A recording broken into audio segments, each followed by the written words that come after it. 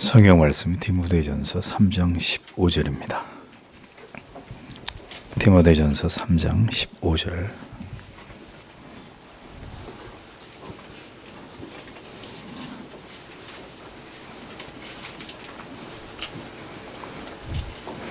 다 함께 같이 읽겠습니다.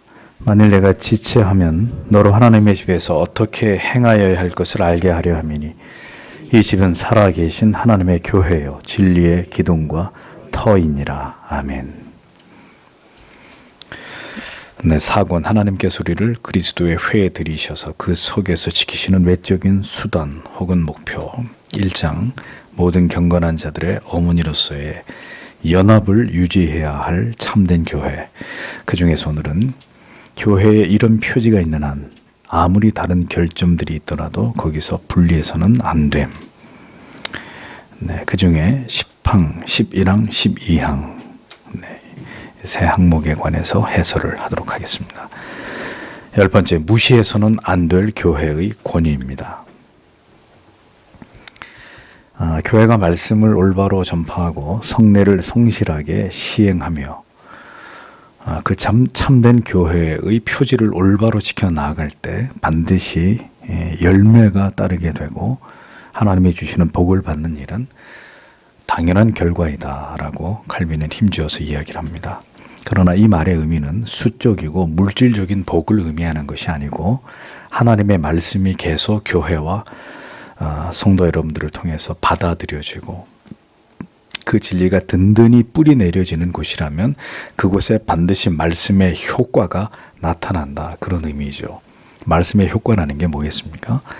거듭나고 그리고 그가 성화되어 가면서 성숙한 그리스도인의 삶으로 변모되어 가는 하나님이 기뻐하시는 아름다운 변화가 성숙이, 성장이, 성령의 열매들에 나타나는 그 말씀의 효력이 분명하게 나타난다. 그런 뜻입니다. 성도 여러분, 교회는 세상의 다른 이익단체와 달리 성장을 추구하는 것이 아닙니다. 교회는 성장을 추구하는 것이 아니고 그 뭘 추구하는 것입니까? 바름을 추구하는 것이죠. 성경의 진리에 입각한 올바름을 추구하고 그것을 지켜나가는 신적인 기관입니다. 그러니까 교회가 이 초점을 잃어버리면 어떻게 됩니까? 세속화되고 타락의 길로 가는 것입니다. 인본주의에 치우치게 되는 거죠. 그러나 끝까지 이 중심을 지키고 나아가면 하나님의 통치와 보호와 인도하심을 받아서 하나님을 기쁘시게 하는 교회와 성도로 성장해 나아갈 수 있는 것입니다.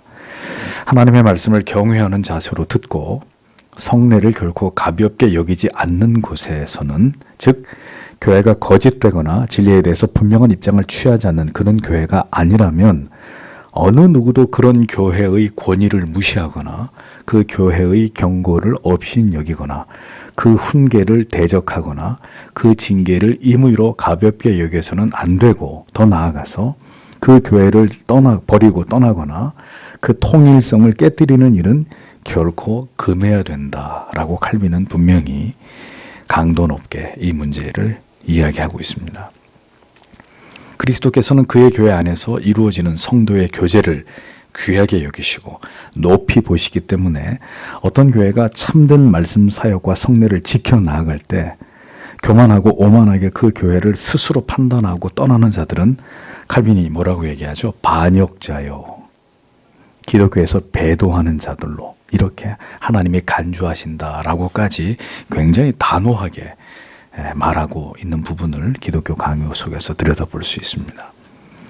누구도 그리스도의 핏값으로 세워진 교회를 함부로 평가하거나 임의로 판단할 수 없습니다. 내 생각과 다르고 내가 생각하는 어떤 기준과 다르다는 이유로 주님의 교회를 비판하는 일은 끔찍한 죄를 범하는 것이다 라는 거죠. 교회가 분명한 교회됨의 가치를 지켜나가고 바른 표지를 추구해 나아갈 때 우리는 그 그리스도의 교회를 귀하게 여기고 그리스도의 몸처럼 사랑해야 됩니다. 그리스도께서는 교회의 권위를 높이 기리심으로 교회의 권위가 침해를 받으면 주님 자신의 권위가 침해를 받는 것으로 간주하십니다.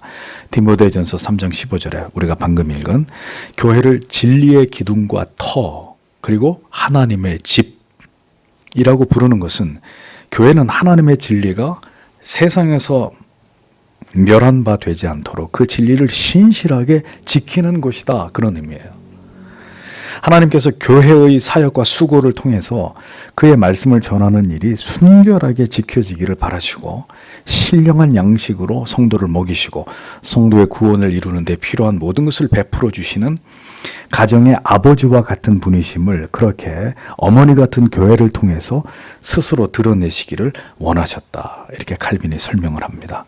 그렇기 때문에 주님께서는 그 누구보다도 지대한 관심과 애정을 주님의 교회를 향해서 가지고 계신다라는 것을 성도 여러분들은 잊지 않으셔야 됩니다. 교회론적인 차원에서 얘기할 때 하나님의 성도와 일개 개인 누구를 더 중요하게 여기냐라고 할 때는 언제나 그리스도의 몸이신 교회를 더 귀하게 여기신다라는 것을 잊어서는 안 됩니다. 주님의 모든 사랑이 집중되는 것이 주님의 교회입니다.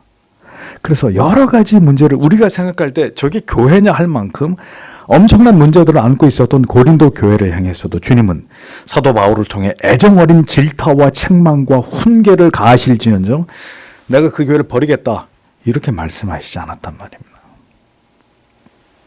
그러므로 교회를 인정하고 인정하지 않고의 문제는 결코 우리의 판단의 영역의 것이 아니다라는 것을 기억하셔야 됩니다. 교회를 다닌다는 것은 이렇게 우리의 신앙에 중요한 의미를 갖는 것입니다. 이렇게 영혼의 모처가 되는 교회를 집 앞에 단골 가게를 옮기듯이 이렇게 쉽게 옮기고 그것을 결정하고 하나님께서 인정하실 수 없는 이유로 하나님이 인정하실 수 없는 이유로 목회자의 허락도 없이 임의로 교회를 탈퇴하는 일은 그것도 하나님의 말씀과 교리가 올바로 선포되는 교회를 자신의 취향을 따라서 이곳저곳 골라 다니는 것은 칼빈에 따르면 배도에 준한 일이다. 성도 여러분 명심하셔야 합니다. 그리스도께서 교회를 거룩하고 흠이 없는 그의 신부처럼 여기신다는 이 깊은 의미를 기억하십시오. 그렇게 진리 위에 서 있는 그리스도께서 인정하시는 올바른 교회의 가치를 함부로 판단하고 교회에서 스스로를 분리시키는 일은 바로 하나님과 그리스도를 부인하는 행위다라고까지 칼빈은 이 교회론을 이야기하면서 굉장히 강도 높게 바른 교회가 무엇이냐라는 것을 강조해서 이야기하는 것만큼 그 바른 교회를 해하거나 그 권위에 도전을 하거나 그 교회에서 스스로를 이탈시키는 이런 행위조차도 분명히 하나님 앞에 옳지 않다는 것을 함께 강조하는 이런 내용들을 우리에게 들려줍니다. 성도가 신학적으로 교리적으로 너무도 분명한 간합할 합당한 이유 없이 자기의 판단에 근거해서 교회를 이탈하는 일은 하나님의 진리를 전복시키는 일이고 사악한 분리이고 하나님의 진노와 심판이 임하게 됨이 마땅한 일이다. 이것은 제가 지금 만들어내는 말이 아니라 기독교 강요 속에 모두 기록되어 있는 내용이에요. 그리스도와 우리와 맺으신 그 혼인의 관계를 깨트리는 끔찍한 죄악이라고 나를 세워서 칼빈이 이것을 비판하고 있는 것을 보게 됩니다. 그러니까 교회를 떠나거나 옮기기에 합당한 이유 제가 말씀드리죠. 그 교회가 더 이상 하나님의 바른 진리를 선포하지 않고 바른 교리와 신앙의 전통을 수호하지 않으며 성례를 올바로 시행하지 않고 성도의 죄를 권징하거나 치리하지 않을 때, 즉 죄에 대한 꾸짖음과 교정이 전혀 나타나지 않는 세상과 세상 사람들의 비율을 맞추고 사람을 즐겁게 하고 도무지 참된 복음이 선포되지 않는 이런 경우들은 여러분 자신의 신앙과 구원을 지키기 위해서 교회를 떠나는 일들이 가할 수 있습니다. 교회의 선명한 표지가 올바로 세워져 있지 않은 경우가 아니라면 성도는 성령께서 지상에서 그를 인도하시고 이끄신 교회를 임의로 이탈해서는 안 된다는 거죠. 그래서 교회가 뭘 세웠습니까? 교회를 떠나고 들어올 때 임용증서라는 것을 만들어서 합당한 이유로 교회를 옮길 때 보내는 교회 성도님이 임용증서를 써주고 그것을 접수한 교회가 그것을 잘 받았다는 것을 다시 송달해서 이 성도가 교회를 옮기는 이 모든 문제가 합법적이고 하나님 보실 때 합당하다는 걸 증명하게 만든 거죠. 이런 제도들이 지켜지고 있습니까? 자기 마음인 거. 모든 건 다 자기 마음인 거죠. 자, 이런 것들이 올바른 교회를 섬겨 나가는 이 법도들을 다 지금의 교회와 성도들이 무시하고 있다는 결과물인 것입니다. 이 시대 교인들은 모두 자기가 주체가 된 신앙생활을 하고 있습니다. 누구의 지도도 권위도 인정하지 않고 주체적으로 자기의 판단과 생각에 따라서 모든 이 중요한 문제들을 스스로 다 결정해 버립니다. 여러분, 그 모든 사람의 생각과 끝이 무엇이 될지를 생각해 보십시오. 하나님이 세우신 모든 권위를 판단하고 그 자리에서 밀어내 버리고 모든 것을 자기의 오만한 생각을 따라서 살아가는 그 인생이 결국 어떤 결정들을 내리게 되고 그럼 그 결과는 무엇이 될지 그것을 가늠하고 생각하는 일은 그리 어려운 일이 아닙니다. 신학도 교리도 유구한 교회의 역사가 우리에게 남겨준 전통도 다 무시한 채로 사사시대와 방불한 모두가 제 소견에 옳은 대로 행하는 그런 시대가 이미 도래했습니다. 그러므로 우리 모두 정신을 올바로 차리고 그리스도의 몸이신 교회를 중심으로 참된 믿음을, 참된 진리를, 참된 교리를 지켜나가야 될 그런 때이다라는 것을 우리의 마음에 깊이 새겨야 할 때입니다. 그 누구보다도 그리스도는 자신의 교회를 사랑하십니다. 여러분들이 교회를 염려하는 것과 비교도 되지 않을 만큼 더 이 땅에 세워진 주님의 거룩한 교회들에 대해서 지대한 관심을 가지고 계시는 교회의 신랑이신 그리스도이십니다. 잊어버리시면 안 된다는 거죠. 여러 번째, 교회의 표지의 중요성입니다. 교회의 참된 표지들을 신중하게 마음에 새기고 주님의 뜻을 따라서 우리는 그런 교회에서 이러한 가치들을 굳게 지켜나가기 위해 힘쓰는 자들이 되어야 합니다. 사탄은 온갖 노력을 다해서 이 표지들을 제거하고 소멸시키기 위해서 모든 시대 속의 교회들을 흔들었습니다. 세상에 사상을 집어넣고 세상에 철학을 집어넣고 이념을 집어넣어서 주님의 교회를 흔들어가지고 이 교회의 아름다운 표지들이 다 제거되도록 떨어져 나가도록 더 이상 그런 것들이 중요하게 여겨지지 않도록 고도의 이런 전술과 전략을 펼쳐서 주님의 교회를 해체시키는 일들을 해왔단 말이죠. 인본주의 사상이 득세하고 사람을 높이는 시대 속에서 그 교회가 진정으로 주를 기쁘시게 하는 교회가 아니라면 어떤 어려움이 있어도 올바른 예배를 지켜나가고 죄를 꾸짖는 참된 복음을 선포하고 성례와 권징이 성경이 말씀하는 바에 따라서 합당하게 이루어지는 일에 최선을 다해야 되는 것입니다. 점점 더 이러한 일들은 그런데 어려워질 것이고 여러분들에게 제가 말씀드리건대 점점 더 어려워질 것이고 이를 통해서 참된 교회와 그렇지 않은 교회들이 정확하게 양분되는 일들은 더 선명하게 나타날 일들입니다. 사탄은 계속해서 참된 교회의 표지들을 어떻게든 내리고 파괴하려고 할 것이고 교회의 참되고 순전한 구별을 제거하려 할 것입니다. 그래서 여러분, 이 코로나 시대 속에 교회들이 이제는 성례도 비대면 성례. 이건 이제 그 끝까지 가보자는 얘기죠. 성례를 중계하고 성도들이 각각 집에서 자기 앞에 빵 한 조각, 포도주를 놓고 TV 화면을 보면서 이렇게 성례를 하자는 거죠. 어디까지 갈지 한번 이렇게 우리가 어떠한 하나님이 우리에게 정하신 그 틀과 선을 무너뜨리고 인간이 가고 싶은 대로 한번 가보겠다라고 하면 어디까지 갈 수 있는지를 앞으로 지켜보시란 말입니다. 어디까지 갈 수 있는지. 장담하건대 앞으로는 이제 VR로 예배 드리는 시대가 와요. 가상현실 그걸 이렇게 헬멧처럼 생긴 걸 쓰게 되면 내가 집안에 있는데 여러분들이 예배당에 와 계신 거예요. 옆에 성도님들이 앉아있고 앞에 목사가 있고 그래서 그거를 쓰고 예배를 드리는 거예요. 이미 여러분 그럼 어렵지 않게 경험하실 수 있어요. 그래서 알프스에 가서 내가 지금 스키를 타고 있고 이런 거 현실과 똑같이 그런 것들이 만약에 교회 안으로 들어오면 비대면도 됐는데 그게 안 될 이유가 뭐가 있어요? 계속 그렇게 간단 말이죠. 하나님이 정해놓으신 선, 규범 이런 것들을 넘어서기 시작하면 인간은 계속해서 상상의 나라를 펼치고 창의력을 발휘해서 계속 자기들이 추구하는, 자기들에게 더 편리하고 더 편안하고 더 익사이딩한 이런 것들을 향해서 계속 브레이크가 파열된 기관차처럼 달려가게 돼 있다고요. 그러니까 그것을 그렇게 하면 안 돼요라고 이렇게 제안하는 것이 바로 교리란 말이에요. 신조란 말이죠. 신앙 고백이고. 그러니까 이 참된 교회의 표지를 이런 식으로 이제 변질시키고 제거하고 무너뜨리는 겁니다.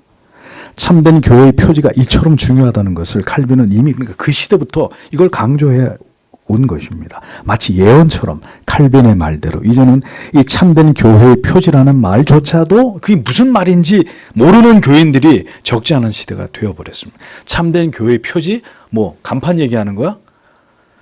그러니까 그런 시대가 되어버렸단 말이죠. 자신이 다니는 교회가 교회의 참된 표지를 올바로 지켜가는 교회인지 그렇지 않은지조차도 아예 그런 관심조차도 없는 거죠. 그냥 유명한 교회인가, 유명한 목사인가, 교회 예배당이 얼마나 크고 멋있고 웅장하고 교회에 어떤 편의시설들이 있고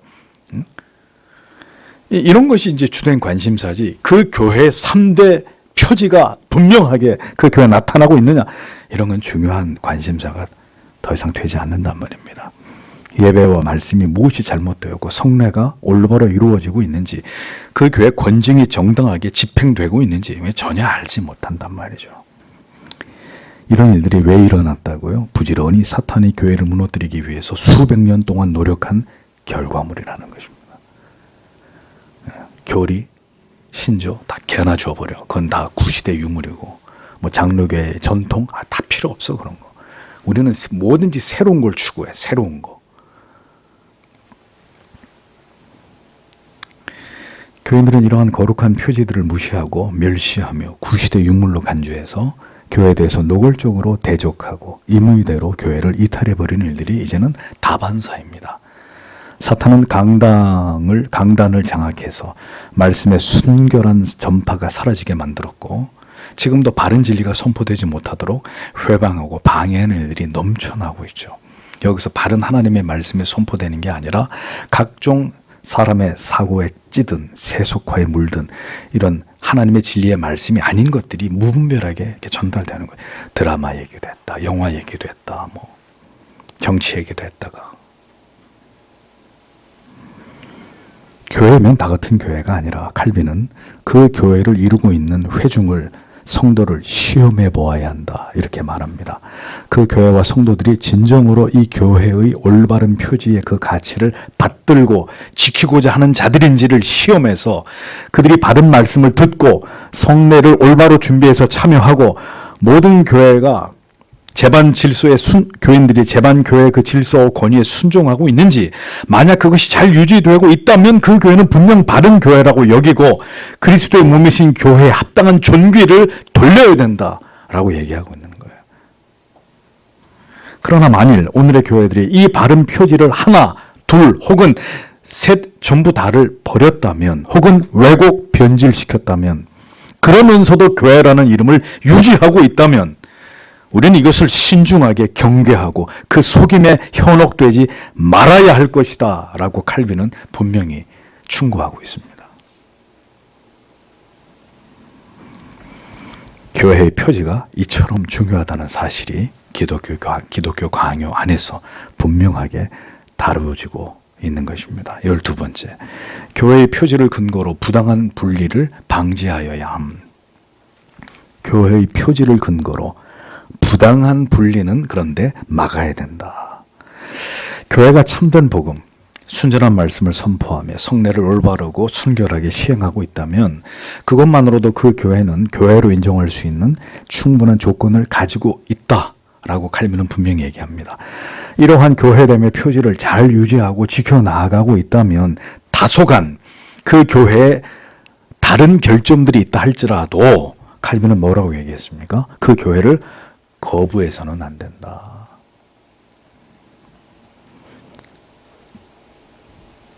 지금은 모두 자기를 만족시켜 주기를 바라는 신앙이 지극히 하나님 중심이 아니라 모두 하나님 중심, 성경 중심, 교회 중심이 아니라 다 다 자기 중심이 되어버렸어요. 아주 지극히 이기적이고 인본주의적인 기형적 신앙이 급속히 교회 안에 번져버린 그런 시대입니다. 나를 만족시키고 나를 이해시키고 나를 행복하게 만들어주는 것이 복음이고 그것이 자기가 원하는 교회이고 목사이기를 바라는 이런 교인들로 넘쳐나는 때입니다. 여러분, 언제부터 신앙의 기준이 내 자신이 되어버린 것입니까? 나의 느낌, 내 생각, 내 감정, 내 판단, 이것만이 중요하고 그 밖에 중요한 신앙의 판단과 기준이 되는 교리와 신학은 완전히 무시되는 이런 시류를 봅니다. 인간이 주체인 기독교 반드시 망하게 되어 있습니다. 그것은 기독교도 교회도 성도도 아닌 것이죠. 칼빈의 권고를 보십시오. 교리나 혹은 성례를 시행하는데 약간의 오류가 있을 수 있다는, 지상교회는 어느 교회를 막론하고라도 지상의 교회는 교리 성례를 시행하는 그 과정 속에서 분명히 오류들이 있을 수 있다는 거. 어떤 교회든 지상교회는 성경적 교리적으로 완전하지 않기 때문에 어떤 미세한 문제들이 여전히 잔류한다는 거죠. 그래서 개혁가들이 그런 얘기, 한번 개혁된 교회는 계속해서 개혁되어져 가야 한다. 지상교회는 불완전하기 때문에 계속 진리와 교리를 통해 우리가 나아가야 될 방향으로 계속 궤도를 수정하면서 방향타를 수정하면서 계속 그렇게 개혁해 나가야 된다는 거죠. 여기가 조싸우니 하고 안주하는 그 즉시 교회는 부패하기 시작하는, 변질되기 시작하는 거기 때문에. 그래서 완전하지 않기 때문에 미세한 문제들이 계속 교회 안에 잔류할 수 있다. 그러나 그렇다고 해서 그것 때문에 그 교회와 교제를 단절하고 교회를 이탈하는 일이 일어나서는 안 된다고 말합니다. 칼빈은 참된 교리의 내용들이 모두 동일한 중요성 아래 존재하는 것은 아니라고 말해요. 이게 무슨 뜻이냐면, 즉 어떤 교리의 조항은 매우 중요하고 필수적입니다. 그래서 모든 사람들에게 있어서 예외 없이 무조건 이 규범적인 원리로 반드시 이게 적용되어야 되고 용납되어야 되고 의심 없이 인정되어야 되는 그런 교리에서 큰 틀을 세우고 있는 이런 뼈대 같은 그런 교리의 중요한 부분들이 있다는 거죠. 예를 들면 삼위일체 교리 같은 거죠. 재론의 여지가 없는 것입니다. 누군가가 삼위일체 교리를 난 믿지 않는다. 장로교회 성도가 난 예정론 믿지 않아. 이게 있을 수 없는 일이에요. 이건 재론의 여지가 없는 거라는 거죠. 누가 이것을 잘못 말하면 이건 용납의 범위 밖의 문제가 되는 거예요. 그래 이제 이단 시비까지 갈 수밖에 없는 거죠. 신론, 구원론, 기독론 이런 부분들은 untouchable, 건드릴 수 없는 문제예요. 이건 누구나가 다 공의 따르고 지켜야 되는 것입니다. 그런데 보세요.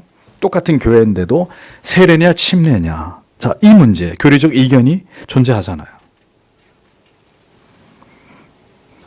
그러나 이런 문제들로 인해서 그러면 신앙의 통일성이 깨어져야 되느냐? 칼빈은 안 된다고 말하는 거예요. 성경의 해석의 부분이 있어서 신천지 같은 완전히 이단적, 알미니안적, 완전 이단적 해석은 반드시 분리되어야 되지만 같이 갈 수 없어요. 그거는 분리되어야지만 예를 들면 똑같은 본문에서 각기 강조점이 다른 상이한, 조금 다른 상이한 해석으로 인해서 그것 때문에 교회가 분리되고 불일치되는 이런 문제가 생겨나는 것은 이게 과연 올바른 것이냐?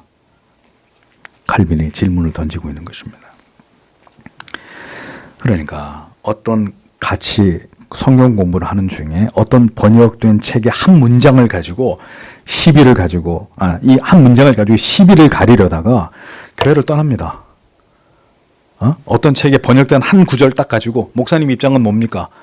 그래요? 나는 이렇게 생각하는데 목사님 계속 고집 부리시면 나는 이 교회 나갑니다. 그리고 교회는 떠나는 거예요. 과거에 있었던 일입니다.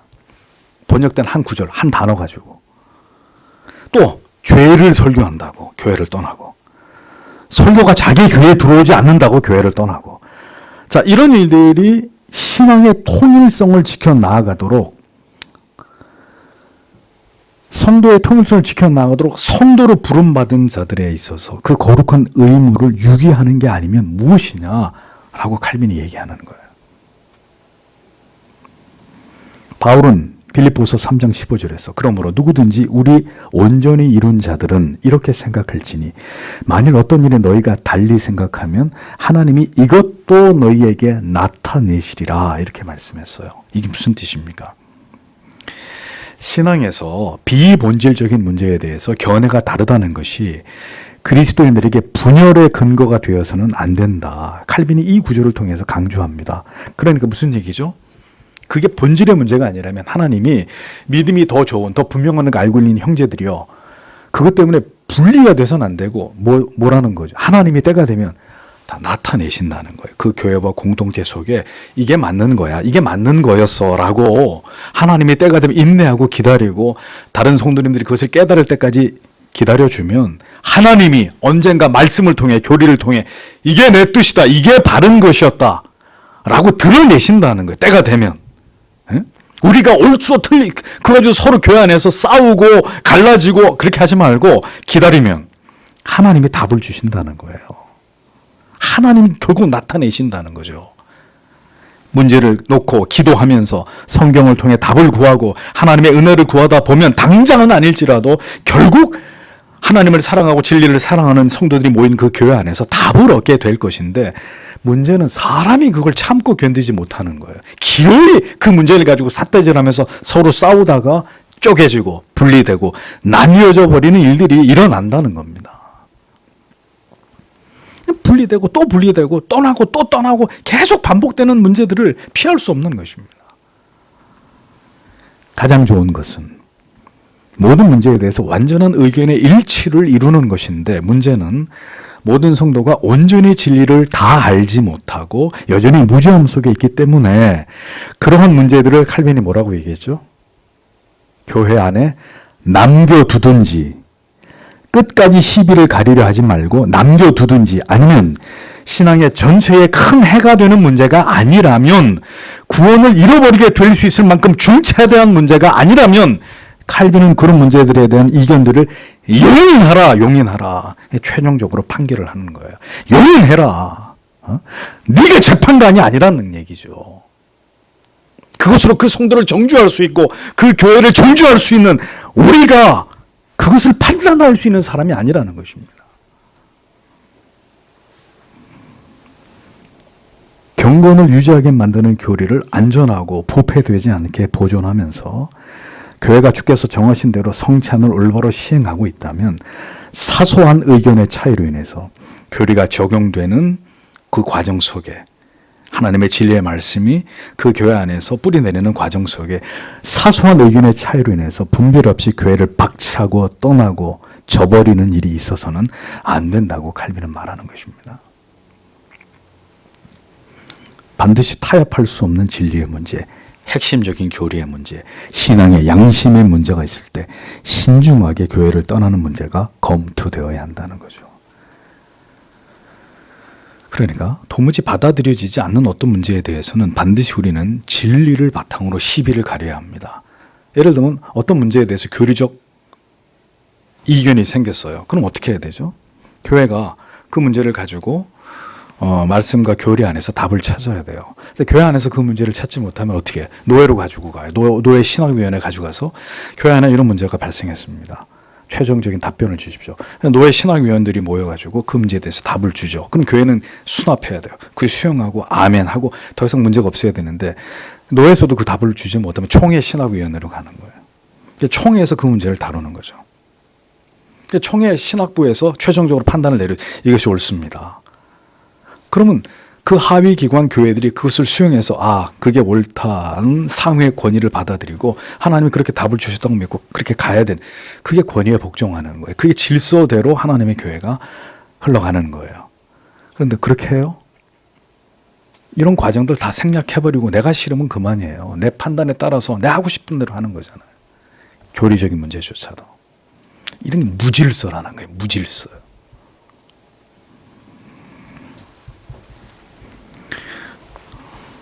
진리를 가지고 우리는 시비를 가리면 되는 것입니다. 다만 예의 있고 질서 있게 서로 덕을 세우면서 그 일들을 교회 안에서 아름답게 이루어가야 되는 거예요. 왜 그것 때문에 서로 인상을 써요? 왜 서로 삿대질을 해요? 왜 서로 싸우냐고요? 목양 간에, 성도 간에. 그런 일이 있어서는 안 되는 것입니다. 서로 간의 성도로서 예의와 교양과 기품을 가지고 진리 안에서 그 문제를 다루면서 우리는 교회 안에서 함께 교제를 단절하지 않으면서 교제를 유지하는 가운데 평화와 교회의 권위와 질서를 해치지 않으면서 그 모든 문제들을 풀어가야죠. 그들이 성도이죠. 하나님의 사람들이죠. 그래서 참으로 이런 부분에 있어서 성숙한 믿음과 지혜가 필요한 것입니다. 신앙의 어떤 문제가 본질적인 문제이고 어떤 문제가 비본질적인 아디아포라의 문제인지, 어떤 문제가 결코 간과할 수 없는 결국 어떤 결단을 내려야 할 문제인지, 아니면 기다려서 풀어가야 하는 하나님이 답을 주실 문제인지, 이런 것들을 고민하고 심사숙고하는 것들이 있어야 된다는 거죠.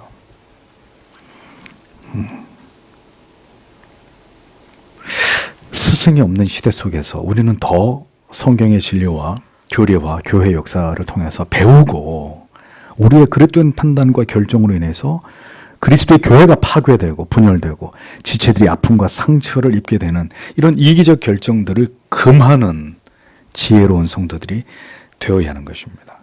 칼빈이 매우 우려하면서 다시 말씀드립니다. 무엇이 바른 교회냐라도 라는 문제도 교리적으로 분명히 강조하지만 그 바른 것을 추구하는 교회를 성도가 함부로 단죄하고 판단하고 정죄하는 부분에 있어서도 이것은 상당히 주의하지 않으면 안 되는, 이것은 교회와 신앙의 통일성을 해칠 수 있는 중차대한 문제가 된다는 것을 함께 강조하면서 성도들이 이 문제를 진리가 우리에게 가리키는 바를 따라서 판단해야 된다는 부분을 분명하게 우리에게 가르쳐주고 있습니다. 오늘도 이런 일들 때문에 주님의 교회가 너무 무질서해져 버렸고요. 그리고 너무 많은 이런 무질서한 문제들이 교회 안에서 끊이지 않는 이런 어떤 안타까움들을 봅니다. 오늘도 기독교 강요를 통해서 우리가 깨닫는 바를 우리의 마음에 두어야 합니다. 그래서 이 문제들이 하나님이 기뻐하시는 뜻을 따라서 교회 안팎에서 다루어지고 이루어지고, 하나님이 기뻐하시는 이런 모습 속에서 진리를 다루는 문제, 진리의 시비를 가리는 문제조차도 한화됨을 훼손하지 않는 안에서 기다리고 인내하고 하나님이 모든 것들을 보게 하시고 결정하게 하시고 깨닫게 하신다는 것을 믿고, 그렇게 우리가 이런 가르침을 따라서 주님의 교회를 섬겨 나아가려고 하는 이런 중심이 우리에게 분명히 요구된다라는 것을 기억해야 될 것입니다.